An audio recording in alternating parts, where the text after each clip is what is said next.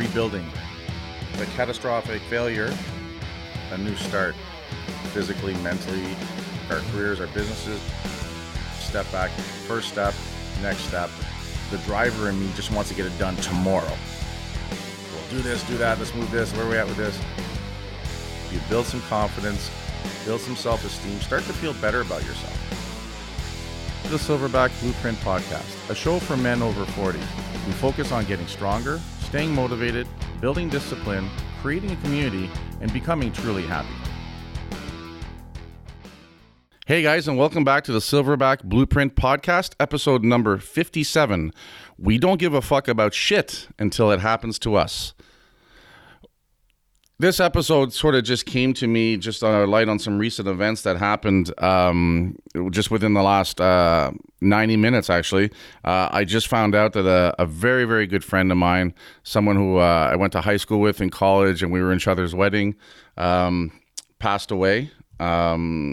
Suddenly, he took his own life. I didn't want to say that at first, but then I realized that this podcast is only going to come down the pipe in another 4 or 5 weeks, and so by then it'll be dealt with for the families and stuff like that. I'm quite sad right now. We all handle grief differently, but on the inside, I'm a really positive guy overall. We all have things we have to deal with, but I'll tell you right now, I'm going to miss my good friend Sean. I hadn't seen him in a long time, and that's one of the things we're going to talk about a bit today, and just get into the whole mental illness thing. I've been back and forth with his sister and his wife, just trying to find out what's going on. And, Sean had been dealing with mental illness all his life. And I think the hard part, one of the things I was talking to someone earlier about this, is what I'm having a hard time the most with, other than the loss of my friend, of course, is the fact that I had no idea. I really had no idea that he was dealing with these things, and for so long and so harsh and so dark for him. That's where I feel that as a friend, I've let him down. We all get busy. Lives, careers, those kind of things, and it's natural to drift apart a little bit. And then after a while, I hadn't seen him for a bit. I throw a message or two out there, and sometimes I'd get a response, and sometimes I wouldn't. So then my go-to was, maybe I fucked up that friendship. Maybe I did something wrong. I mean, as you know, I'm 3 years sober now, so that means for the 40, well, not quite 40, but 30 plus years before being sober, I drank a lot. And sometimes what we say and do when we're under the influence has ramifications that we don't realize. So it's not unheard of for that to have happened. Or that he was really busy. So I wasn't really sure what to make of that. But this is a guy that I went to high school with. This is a guy I went to college with. As I said earlier, we were in each other's wedding parties and stuff. So, I really felt that I knew him. And obviously I didn't. And people reaching out to me today because I posted on Facebook how I lost a good friend, due to mental illness and stuff. And a lot of people reaching out and telling me that, some of their stories themselves, some of their stories for people that's affected them as well.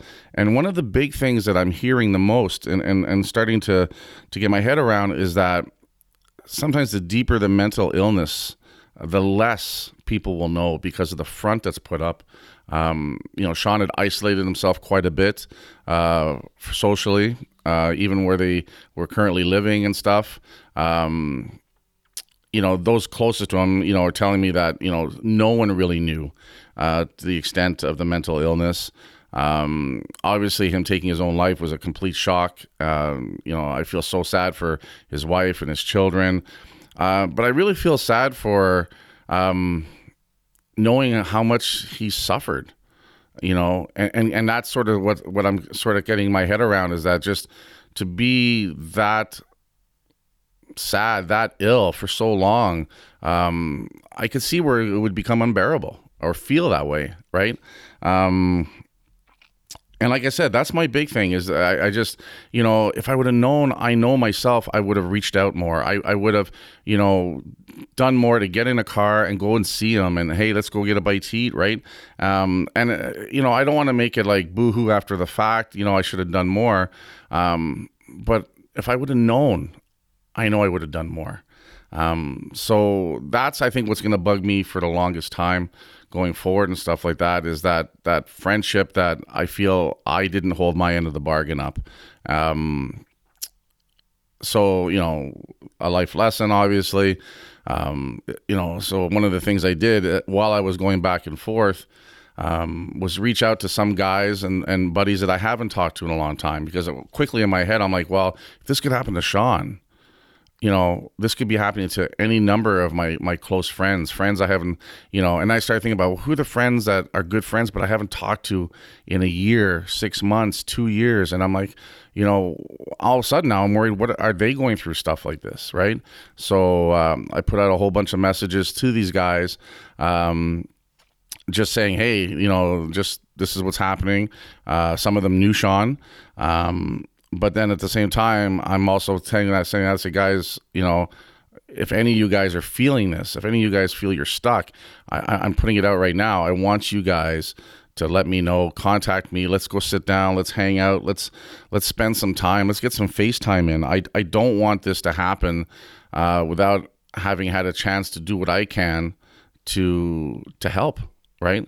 I care about people. Anyone who knows me knows that I genuinely care about people and I want to help people.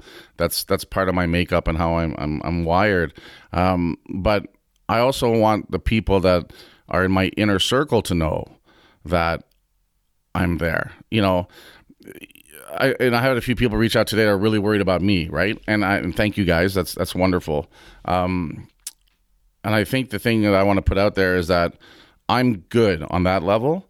Having dealt with my sobriety and the steps to get sober and stuff like that, I went through a bunch of stuff, obviously, and I'm going through things, but I feel that there's progress happening so that it's manageable, I guess.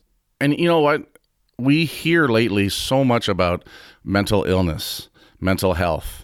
And it's like anything else, whether it's cancer, whether it's something happening to kids, mental illness, death, we know of it. And unless we're something really psychologically wrong with us, we feel for it.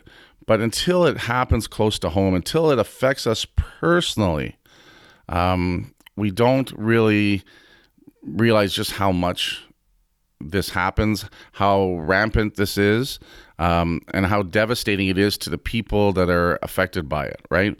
My heart goes out to Sean and his children. My heart goes out to his wife. My heart goes out to his friends, because the one thing, and this is something that someone said, just talking, is that Sean did not realize how much people who knew him liked him. He could not see how much those people loved him overall. And so, my whole thing is, how do we do that then? How do we make people understand how much they mean to us? I think there's a big part of it that's up to us to do stuff to let them know that we care there for them, we're there for them. There's a part that we have to understand, I guess, that some of these people that are dealing with this, just can't see it. So how can we help them? What's out there for them? How can we help them through treatment? How can we help them through access to information? Even just letting people know that, it's okay. We all suffer one time or another to one level or another with a mental issue, depression. I think everyone goes through that and has to deal with it. I think some people are better at managing it better overall, because either the way they're wired or because of the network around them, right? No man is an island unto himself. We know as humans, we are meant to be social, interactive beings and stuff. I think part of my concern is, with the isolation effects of, cell phones and iPads and you don't have to leave your house, and you can, you don't have to leave your house and you can have a career, a business, you can have food brought to your door. You theoretically never have to leave your home. But I think the problem with that is the more we isolate ourselves, we run into the dangers of some of that isolation that brings onto us. And whether it's mental issues, whether it's happiness, whether it's just missing out on what's happening around us, I think there's a cost to that as well. Christmas, obviously, this is November when we're recording this. Christmas is a tough time. It's a tough family time. It's a dark time of the season, just when there's less sunlight. There's a lot of contributing factors that can add to someone who's dealing with some mental illness issues overall. Today I just want to talk about, I don't have all the answers, guys, on this. I just want to let people know how it's affected me. And, therapeutically, it helps me to have a platform to talk about it. I've said that before, even for training and just getting, a bunch of my business and life goals out of the way. Having this podcast as a platform is helping me. And I want to help others. Obviously, that's important, but it does a lot for me as well. So just being able to talk about this, knowing that if I could just help one person with this message, reach out there, I'll feel that, I know some good has been done with it overall. Nothing's going to bring Sean back. I'm broken on the inside today. A lot of people have asked if I'm okay, if I need to talk, and I want to say thanks. Obviously, that's one thing, I have to admit is that putting that out on Facebook today, that I lost a close friend, and that kind of thing, the response is phenomenal. And I don't do it because I want the response, but it's unfortunate that we don't get a chance, and this is maybe where we can do something about it. It's unfortunate that we wait till something like this happens, till we see someone suffering, before we go out and do something about it. Even if something is messaging, hey, I'm sorry. And what's a better message? Just sending someone a message, just saying, hey, I was thinking about you, just wondering how you're doing, what's going on. I think has a lot more potential for help than a sorry for your loss. Sorry for your loss is good because it lets people know that they're thinking about you and that you're thought of. And I appreciate that. And that means a lot to me as well. But I think it's almost a little too little too late, in the situation of things. So one thing I would suggest as an actionable thing today, after listening to this podcast, reach out to someone you haven't talked to in a long time. Someone that you work closer to, someone that you haven't thought of in a long time, but that have an effect. We're around you at a certain stage of your life, or we're part of a stage of your life that was big. Whether it's school, whether it's a wedding, whether it's who knows, right? But I think using that whole, if you haven't heard from them in 6 months, a year or more, maybe it's even more important to reach out to that person, because who knows what they're going through. I feel sad thinking about Sean feeling all alone.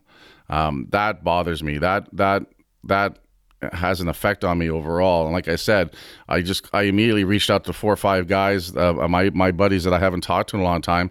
If anything, just to let them know that, hey, this is what's happened to me, and I'm just putting it out there. I haven't heard from you in a while, and I want to let you guys know that if you want to hang out or talk, that I'm making myself available to that. So I think that would be an excellent actionable thing, whether it's a family member, whether it's a friend from school, guy, girl, it doesn't matter. I think maybe that's the one thing we could take out of this is let's initiate a conversation. Let's check up on someone we care about that we haven't seen in a long time. Let them know that they're being thought of. And I bet you, there's going to be a couple instances out there where that makes a difference in that person's day, that week, maybe even in their life. That one message that they got at the right time that makes them make a difference on the decision they were about to take that might not have been in the best situation. Sean, I'm going to miss you. I miss the fact that we didn't have a lot of contact in the last 10 years. That I miss. And that's, I'm not getting that back. And like I said earlier in my Facebook post is, I won't forget you. And I'll see you when we're on the other side. I'll run into you again, buddy. And we'll talk to you guys later.